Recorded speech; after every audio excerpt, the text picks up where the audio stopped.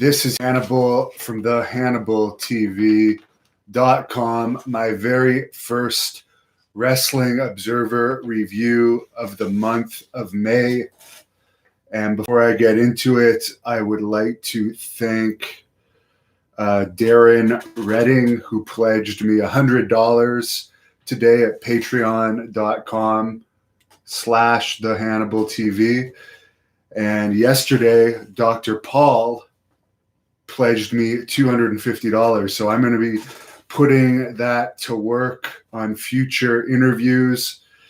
Darren Redding actually trained to be a professional wrestler with Chris Adams for a while, and he told me a funny story. I'll just share it with you before I get started. He was learning how to lock up, he was telling me, which in professional wrestling, you lock up like this. And the guy he was training with kept hitting him in the ear every time he locked up. So Chris Adams stepped in and said, "Hey, man, let me work with the guy and let me see if I can get it fixed." So I guess Chris Adams locked up with the guy, and the guy hit Chris Adams in the ear. So then when he went to lock up with Chris Adams again, Chris Adams did like a reverse spin kick right to the guy's face and knocked him down. So I found that funny, because the difference between that type of training and the training I went through in the dungeon is Bruce Hart would have let the guy keep hitting you in the ear the entire time. He would actually call for the lockup continuously if he noticed that he was doing something that was stiffing people, because that was the type of guy that Bruce was. I remember there was one guy that always used to smack people in the ear, and whenever we had to wrestle, Bruce would always call for that. And then finally one day, Randy Myers, who is now, I believe he's the Defy champion, he was trained in the dungeon, and he just took one too many slaps to the ear and just slapped the living shit out of this guy. And that guy never came back after that. He was never seen again. So that was one of the dungeon stories. Also, my full career interview with Buff Bagwell is now up free on this channel. Somebody posted that I took advantage of Buff Bagwell by doing that interview with him. How did I take advantage of him? Let's look at it. He got a payday from that. He was scheduled to do that interview a few days before he actually did it. He flaked out on it. Then he actually did it. I'd already paid him. So I didn't think it was a bad interview. I thought it was funny. I don't think he was drunk. He's always been known as a pill guy. So if he had any issues, I bet you anything it was pill related, because we recorded that fairly early in the day. So for the people that aren't paying these legends anything, you guys can go to hell, because I'm actually giving them paydays. In this lockdown, there's no Comic Cons happening. There's no like wrestling shows. So these guys need the money. I don't control how they show up. Someone also commented they'd rather see a pilled up Buff Bagwell than a Carlito or a Butch Reed or a Barry Windham, for instance, that gave short answers. And I agree with that. And by the way, Buff Bagwell, I guess the gyms are back open in Georgia, and he's back training in the gym. So I'm sure he's feeling a lot better now that he's back to working out, because I know that one of his issues was he was having issues because he couldn't work out, much like I'm having those issues now, but I'm dealing with it in better ways. Doesn't look like the gyms are going to be open here where I am for a long time. So thanks again for all your comments, for the positive people on here. I'll get into the news. I'll start with Dr. Anthony Fauci apparently told the New York Times that he doesn't see any major U.S. sports being open for shows in front of spectators this year. Tony Smith just tipped me $10, by the way. How do I think a match between me and Bruiser Brody would have been? Love the channel. Greetings from St. Louis, Missouri, where I've been a couple times. I think it would have been a great match. And, of course, Bruiser Brody was known there. One interesting thing I found about Missouri when I was there, I don't know if it's all over the place, but here you could buy like a draft pitcher of beer. There you can buy like pitchers of shots of like hard alcohol. I found that very interesting about Missouri. But yes, I think Bruiser Brody and I would have had amazing matches. I mean, Abdullah the Butcher and I wrestled a lot, and he was one of Brody's best opponents. And even though I was still pretty green when I was wrestling Abdullah, we had pretty good matches overall. Mr. F just tipped me $19.99. Wow, keep up the great interviews. And EM McCrash tipped me $5 and said the interviews are great. Well, thank you. And any money that people tip me, I'm just going to invest in future interviews. I'm working on a Ricky Morton one for hopefully next week. There's going to be one with Zach Gowen tomorrow, but I'm working on it, contacting lots of people. In WWE news, Cain Velasquez, we have more information on that. He had signed a 3-year contract. He was, of course, released last week. According to the Wrestling Observer this week, his contract was for huge money. He signed it this past fall and only wrestled 2 matches before being released. He is 37 years old, had not wrestled since October 31st for WWE when he had that crown jewel, basically squash match against Brock Lesnar, where Lesnar basically destroyed him. He had also done a house show in Mexico City. I guess that was November 30th.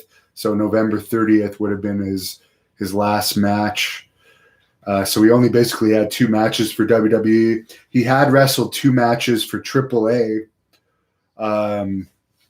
One was in Mexico before 18,000 fans, and one was in New York at the theater at Madison Square Garden before 3,000 fans.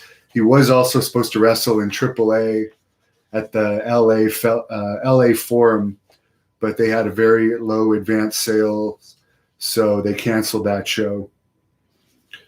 Malafay just tipped me $2. Thank you. What city had the hottest ring rats? Well, for me, I would just say Puerto Rico in general, for my personal experiences.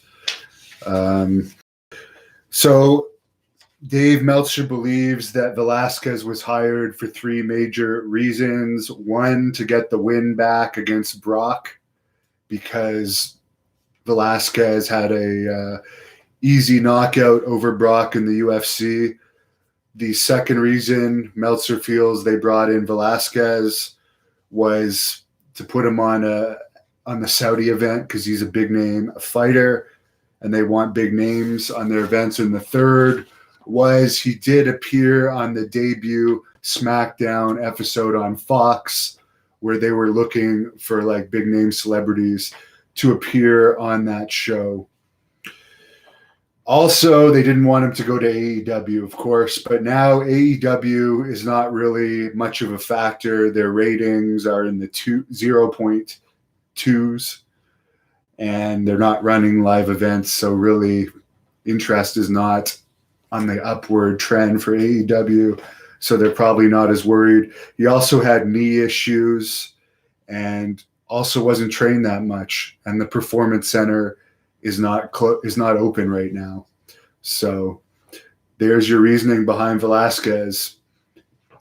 They also released Curtis Axel, who was the grandson of Larry the Axe Hennig and the son of Kurt Hennig. He was 40 years old. He'd been with the company about 10 years, never really did much. They tried to push him a few times. At least he got 10 years worth of WWE pay, and he'll probably still get residuals for the rest of his life. So at least he made money. They also furloughed Gerald Briscoe, 73, who was working for WWE since 1984.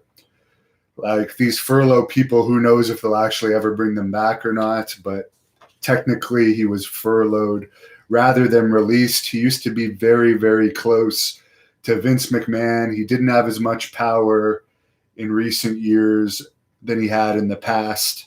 As I previously mentioned, he tried to get me hired. He tried to get his own son, Wes Briscoe, hired. Both of those fell through. He did recruit Brock Lesnar. So he probably, I'll just say it, and I'm biased because he tried to recruit me. He was their best recruiter. Jesse Ventura, who is now 68, is teasing the idea of running for president. I am going to get an interview. All of you people that have been tipping me, thank you. As I said, I'm putting this towards shoot interviews, and I am going to get one with Jesse Ventura. It might have to be Skype because it doesn't look like they're opening up the U.S.-Canada border anytime soon, and I really want to talk to him. I want to get his opinion not only on that, but a lot of wrestling stuff, as well as this whole coronavirus stuff that's going on in Canada here. Next week, they're reopening garden centers, but the fucking cancer doctors are still not back on a full schedule. Make sense of that. And the gyms are still going to be closed, but by God, if you want fucking flowers, you'll be able to buy flowers next week. Superstar Billy Graham has come out and said that his daughter, Capella, who is actually the goddaughter of Arnold Schwarzenegger and her husband, Graham's son-in-law, had the coronavirus. They were very sick, but I did talk to Billy Graham yesterday. It was the anniversary yesterday. I think it was something like the 34th or so anniversary of him winning the WWW. 40, sorry. I think it was the 43rd. I had the digits mixed up. 43rd anniversary of Billy Graham winning the title from Bruno Sammartino. And Billy did say that it appears like his daughter and her husband are going to make a full recovery. They were improving. More information on this Velveteen Dream. Apparently, it was alleged he was sending dick pics to underage boys. He claims it was a private photo of his that was shared without his consent. So we'll see how that turns out. Apparently, Roman Reigns is not allowed to be mentioned on WWE TV right now. As we've already reported, he is not wrestling during this pandemic because he has a family, kids, and he has leukemia. It's in remission right now, but he doesn't have the strongest immune system. Apparently, Sami Zayn and Kevin Owens are also another two wrestlers that are refusing to work during this pandemic, according to reports that I've read. Apparently, Kevin Dunn, a longtime WWE executive, has also sold over $1 million worth of his stocks, according to many reports that I've read. So that's an unusual sign when you have an executive unloading stock. That's not necessarily a good sign for the company. Of course, they got a lot of assets, a lot of footage, a lot of TV revenue coming in. But as far as their current product and interest in their current product, it's definitely not considered.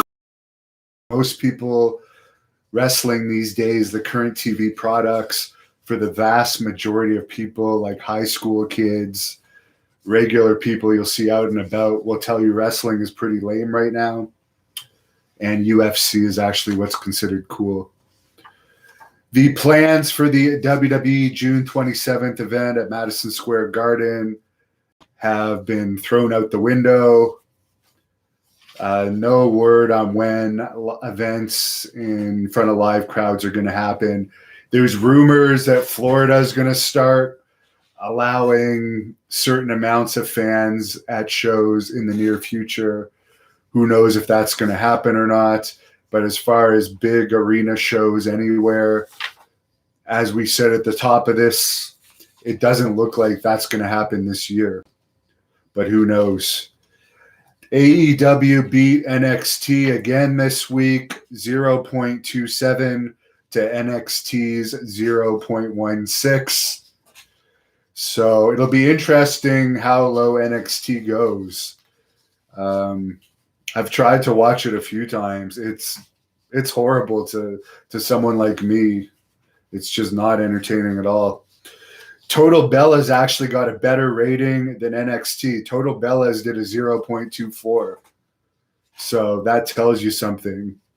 NXT only did a 0.16. AEW only did a 0.27.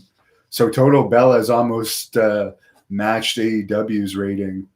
Raw hit an all-time record low for the continuation of Triple H's 25th anniversary celebration. They only did a 0.51 rating. SmackDown last week was the all-time low for Fox, and this is particularly relevant because they had promoted that episode as Triple H's 25th anniversary celebration for weeks, and they only did a 0.5 rating. And apparently the segment with Shawn Michaels, Vince, and Triple H was actually viewed by less than 2 million people. So their big finale segment, or the highlight segment of the show, was one of the lowest viewed segments of the show, which shows you the interest people have in Triple H these days. Joe Betched just tipped me $5. Thank you very much, Joe. Really appreciate that. The Young Bucks are going to be feuding with the Revival, who are now known as the Revolt, according to Dave Meltzer. They should debut in AEW maybe as early as next week. Ring of Honor, for anyone that still follows Ring of Honor, has canceled all their events in June. Marty Squirrel, I guess, who's the booker of Ring of Honor, has said he would like for Ring of Honor to work with AEW. I know that this guy is friends with the AEW executives, but at this point, Ring of Honor is so irrelevant. I don't see what benefit it would have for AEW to work with them. The governor of Oklahoma is looking at bringing pro wrestling and MMA events to Oklahoma to boost the economy. So we might see some events in Oklahoma before other states open up. The Santino Brothers Wrestling Academy in Bell Gardens, California, has closed. A lot of California-based wrestling stars train there. It's closed because of the economy due to this virus, which has just brutalized the economy. It's terrible what this is doing to the economy, and I feel horrible for the people that have passed away, but it's a very low percentage. Most of those people had other issues.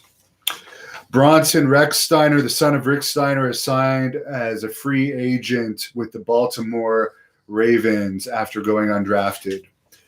In UFC and MMA news, Dana White says Fight Island should be starting in early June. He says the Octagon will be on the beach, and they are building training facilities on the island.